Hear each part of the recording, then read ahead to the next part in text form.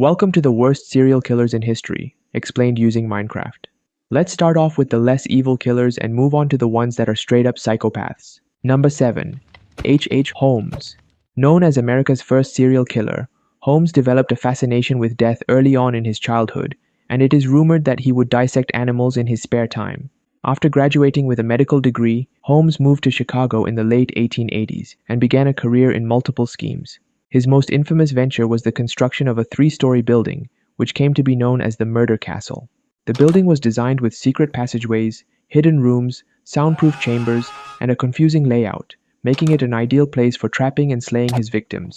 There were also trapdoors and chutes that allowed him to transport the corpses down to the basement, where he could burn the bodies in a kiln or dissect them and sell their skeletons to medical schools. Holmes often lured guests and tourists, especially young women, to his so-called hotel, where he would torture and murder them, usually using gas chambers or suffocation. Holmes's criminal activities went beyond the murder castle, as he would also conduct insurance fraud, where he would kill off many business partners and acquaintances for the sake of financial gain. He was eventually apprehended in 1894 after killing his associate Benjamin Pehkui in a failed insurance scheme. He confessed to 27 killings, though the true number is said to be way higher. Holmes was charged with murder and sentenced to being hanged, bringing an end to the father of American serial killers. Number 6. The Zodiac Killer. The Zodiac Killer is the prime example of a troll becoming a psychopathic killer. He was an American serial killer who is believed to have murdered at least 5 people in Northern California, though he claimed to have murdered 37 people in his letters. And unlike most serial killers, he has never been caught. What makes the Zodiac Killer such a psychopath is that he seems to kill not only for the thrill, but also for the attention that comes with it. He would call the police after committing murders, giving them details that only the killer would know. Bro's a certified troll. He also wrote cryptic letters to the press, taunting them and spreading terror to the public. He even threatened further murders if the letters weren't published on the front page of the newspapers. What a savage. The Zodiac's crimes began with the shooting of 2 teenagers in Lover's Lane, Benicia, in 1968, and over the next year, he went on and claimed more victims while mockingly teasing the authorities with messages. His primary targets were young couples in quiet places, and he would carefully plan out his actions to ensure he attracted as much attention as possible from the authorities. Despite intensive investigations and hundreds of potential suspects, the Zodiac Killer only had DNA evidence leading to multiple suspects, but he was never identified to this day. Number 5. Albert Fish. This man was one of the most depraved serial killers in American history. Fish grew up in an orphanage from a young age and experienced physical abuse, which he claimed that he enjoyed. Combined with his family history of mental illness, this is a recipe for a serial killer. As a young adult, Fish moved to New York City, where he worked as a house painter, and here he married and had 6 children, making everyone around him believe he was just a normal man. However, that was far from the truth, as he would work as a male prostitute and practice self-harm by inflicting many forms of suffering onto himself, including inserting needles into his body. An X-ray of Fish's pelvis found more than 24 self-embedded needles. Soon after, he also started abducting, torturing, and murdering children. Fish would pick young children who were either mentally disabled or African American as his victims, later explaining that he assumed these people would not be missed after being killed. One of his most horrifying crimes was the murder of 10-year-old Grace Budd, where Fish lured her away from her family, making her believe she was going to a party. Years later, he sent a harrowing letter to Grace's mother describing in detail how he abused, slaughtered, and cannibalized her daughter. Fortunately, this letter eventually led to Fish's capture, as the envelope contained a key clue that enabled the police to track him down. He was then convicted of Grace's murder and sentenced to death in 1936 by electric chair, ending the life of one of the most degenerate killers in history. Number 4. Jack the Ripper.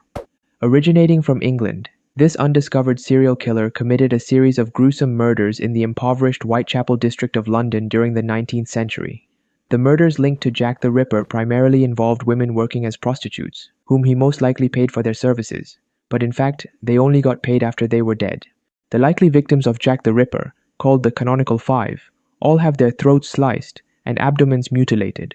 The removal of specific internal organs from the victims led to speculation that their murderer had decent anatomical and surgical knowledge. And what I'm about to tell you is pure nightmare fuel. One of his victims, Catherine Eddowes, was found with her throat slit from ear to ear, and her abdomen ripped open by a long, deep, and jagged wound with a section of her intestine being entirely detached and placed by her body. Not only that, her left kidney and uterus had been removed, and her face was severely mutilated, with her nose severed, cheeks slashed, and stabs that punctured through each of her eyelids. These grisly murders quickly instilled fear in the streets of Whitechapel District, and the fact that the authorities at the time did not care made the situation even more hopeless. Adding to the horror, a letter called the From Hell Letter was mailed to the Whitechapel Vigilance Committee and came with half of a preserved human kidney, allegedly belonging to Eddowes. The true identity of Jack the Ripper remains a mystery, leaving behind a legacy of terror and speculation, while making the London police look like a joke. Number 3. Ted Bundy. Serial killers are said to have very high charisma, and Ted Bundy tops this among them. Bundy was an American serial killer who kidnapped, raped, and slaughtered dozens of young women and girls during the 1970s. His incredible intelligence and social skills allowed him to gain his victims' trust, and he was such a smooth talker that made women easily fall for him. But this was all a trick. He would lure his victims by acting as an authority figure or pretending to get hurt by using crutches to fool victims into helping him. This not only made him appear less threatening, but also offered a chance to get them near his vehicle before knocking them unconscious and restraining them with handcuffs. He would then drive his victim to a remote place to be sexually assaulted and killed. Disgustingly, Bundy frequently revisits the bodies at the crime scenes to engage in acts of necrophilia. What's even worse is that he would decapitate at least 12 of his victims, keeping their severed heads as mementos in his apartment. Bundy was able to escape capture for years thanks to his ability to blend in with society. When he was a mass murderer, he seemed like a regular guy on the outside. He dated women, had a real job, and wasn't socially awkward, unlike me. Bundy eventually admitted to 30 murders, but the total number of his victims is likely to be higher, with some experts suggesting that his actual victim count might be over 100. The crazy thing is that during his trial, Bundy had many women fangirling over him, with even one lady traveling across states just to get married to him. Like, dude is a convict but has better riz than me. In the end, he was eventually proven guilty and sentenced to death in the electric chair during 1989, with many fangirls crying over him, much like when One Direction broke up. Number 2. The Milwaukee Cannibal. Jeffrey Dahmer was a serial killer and sex offender who brutally murdered and dismembered 17 boys and men in Milwaukee between 1978 and 1991. He would usually lure men back to his apartment, where he would put drugs in their drinks, and then commit unspeakable acts with them. After strangling his victims to death, Dahmer would pose their corpses to take photos for his collection, but not before satisfying his sexual necrophilia desires first. He would finally dismember their bodies and keep various body parts, including skulls, hands, and even genitalia as trophies, sometimes cannibalizing them. Dahmer also conducted bizarre experiments on some victims while they're alive by using a drill to perform lobotomies on their heads and injecting harmful chemicals, hoping this would literally brainwash them and make them stay forever. Perhaps the most tragic thing is that one of his victims, an age 14 Laotian boy who managed to escape his house despite having a hole drilled into his head, had the police escorted him back to Dahmer's house, as Dahmer would lie that he was his 19-year-old lover who was drunk and the two had quarreled. Seems legit. Jeffrey Dahmer almost got away with his crimes had it not been for one victim who was able to escape and alert the police.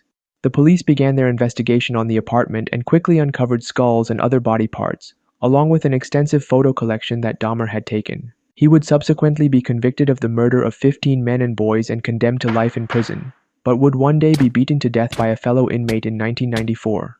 Number 1. The Night Stalker. Richard Ramirez, nicknamed the Night Stalker, was one of the most deranged psychopathic serial killers in American history, who murdered at least 13 people in California during 1984 and 1985. His murder methods were exceptionally evil, as he would break into homes late at night to torture and rape his victims, often practicing satanic rituals before executing them, which gives him the name. Ramirez grew up in an abusive household and had multiple head injuries that led to brain damage while he was a kid. In his teens, Ramirez was badly influenced by his cousin, a war veteran who committed multiple war crimes in Vietnam. He flexed Ramirez with graphic Polaroid photos of women he had raped and killed, and instead of being disgusted, Ramirez was fascinated. And if this isn't bad enough, his cousin even shot his wife right in front of Ramirez during an argument. And again, this crackhead thought it was cool. By the time he had moved to California at the age of 22, Ramirez got addicted to drugs and often committed burglaries to support his addiction, where he broke into homes late in the night not only to steal, but also to violate his victims. Ramirez was so sadistic that he enjoyed brutalizing his victims. His methods include punching, pistol whipping, strangling, stomping victims to death in their sleep, shocking them with a live electrical cord, and of course, rape. He also frequently took pleasure in humiliating and degrading his victims before ending them. This guy's enjoying this a little too much. The search for the Night Stalker became one of the greatest manhunts in California history, with over 200 detectives working on the case, which they eventually were able to identify him and show his face to the world.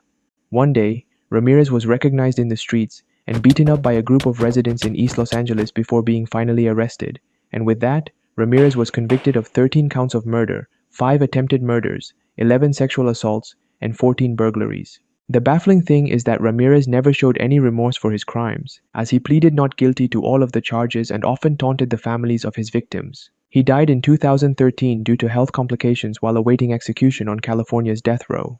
Oh yeah, and just like Bundy, Richard Ramirez also got to marry his longtime fan, Doreen Leoy, in prison. Take notes, guys.